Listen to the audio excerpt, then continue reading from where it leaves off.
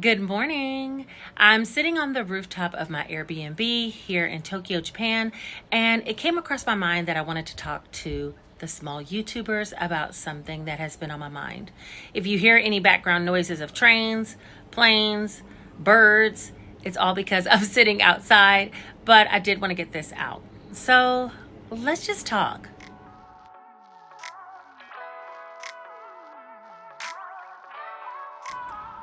Before I start this video, I do want to say that I'm not in any way coming off as, I'm a large content creator at all. I have a mid-sized channel of about 48,000 subscribers, and I've been on YouTube for about 3 years.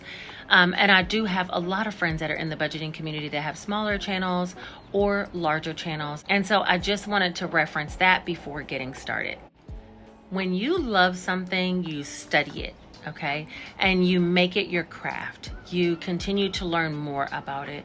You reanalyze what you're doing and what you can do better. And that makes total sense to me.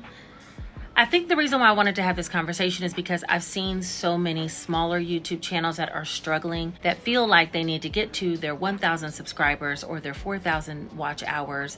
And, once they get to that, they will be monetized and the game is, then complete.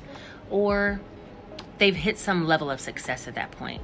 And where I can understand that, I also want to give you some other thought processes to put into place that might help you along on your journey overall, especially in the long haul. YouTube is truly a long game.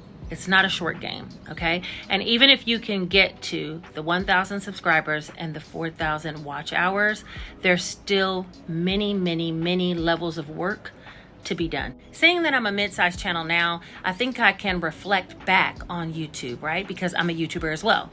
So I can reflect back on my journey as a YouTuber, and I recognize that in the beginning, I had certain expectations and views of what YouTube would bring, and now I'm starting to shift in my thoughts about it, and that's what I wanted to share with you guys. I do have a couple of YouTube friends who have been posting either about the fact that they don't have enough views on their videos and it's starting to make them feel defeated, or their channel's not growing as fast as someone else's, or other people are getting tons of views when they are not, even though the content is pretty much the same. And what I wanted to say, and I guess bring today, is through my own growth on YouTube, I've realized a couple of things. First, comparison is the thief of joy. And so if you compare yourself to what other channels are doing, you're losing sight of the true reason why you started doing it to begin with. And for me, content creation, it brings me joy. Like, I like to film videos. I like to talk on camera. I like to connect with you guys. I like to laugh and joke on video. And I go back and watch my own content that I create because I'm surprised that those artistic abilities are within me and I could pull them out, So that's the reason why I do YouTube. It's not necessarily for the money. There is some financial freedoms that come once your channel is successful. I'm not going to deny that. There is some time freedom that you can have as well. But the true reason why I do it is for my artistic expressions. And to give you something to think about, it seems weird if we hear of one musical artist comparing themselves to another and saying, well, Justin Bieber got to this status and I can sing just as good as him, and why is my album not going out? Things along those lines. But I think if you compare yourself to another, you're really only stealing your own joy. And instead, I would encourage you to find the reason why you're doing YouTube, find the reason why you're doing content creation, and stick to that reason and do it the way that you want to do it. Meaning, you don't have to upload every day if you don't want to upload every day because someone else is. If that's what you want to do, do it. If you don't, do it when you feel at your best and upload then. You don't even really have to carry an upload schedule if that's not what you want to do. Find what brings you joy and align with the reason why you started YouTube and do that. While I've been here on vacation, I started posting vlogs. And if you've been here on my channel for a while, I started to separate my vlogs off into a separate vlog channel. And I was doing that for some time because I felt like they wouldn't be as received here on my cash budgeting channel. But you know what? It doesn't matter. Like, if I want to create vlogs, I'm going to create vlogs. If they're not as well received, which, by the way, if you haven't checked out my Japan vlog series of me just traveling around Japan on vacation, check them out. I'll list them down below. But back to the video. If I want to create vlogs, I'm gonna create them and post them here. And if they don't get as much views, it's okay. I'm doing it for the artistic creation of it, not necessarily for the paycheck. Does that make sense? It's very easy to start comparing yourself to others and they got this many views and I only got this many views, or they have this much growth and I only have this much growth. And I think in some ways people believe once you get a little bit larger of a channel, you no longer think that way. But the truth of the matter is, even I suffer with it sometimes, right? I have to reel back and bring back my mindset, which is part 2. Work on your mindset, because I literally have to work on my mindset so that I'm not comparing myself to what others are getting. Yes, there are channels out there that have less subscribers than me in the cash budgeting community that get way more views on their videos. It's true. There's channels out there that have grown way faster than my channel has grown. It's absolutely true. But I'm trying to remain in my lane and do what brings me joy and not compare myself to others. And as a mid-sized content creator, I think people are surprised when I tell them that. Like, views don't automatically come to me no more than they do for the smaller channel. And there are certain standards that I hold myself to, right? Where I'm looking, oh, did I average what my last videos have? Is this a 10 out of 10 video, like one of the worst videos I've put out in the last 10 videos as far as views, duration, click-through rate, or is this one of the highest ones?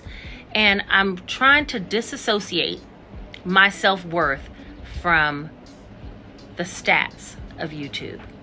How good or bad a video performs has nothing to do with the value that I place on myself.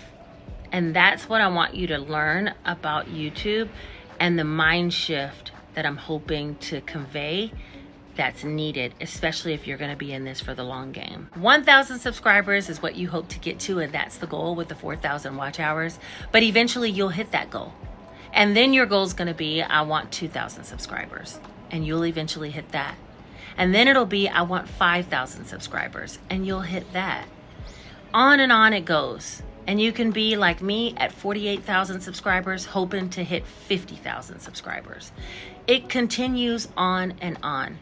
And so if you don't work on your mindset and kind of detach yourself or your self-worth from the growth of your channel or the success of your channel, then you're setting yourself up for failure in the long haul. Learn to just like enjoy the journey wherever your channel is and continue to do it because it's what you love to do, not because you're chasing a certain amount of subscribers or views or engagement. My mindset shift has come with time, and it's taken some time.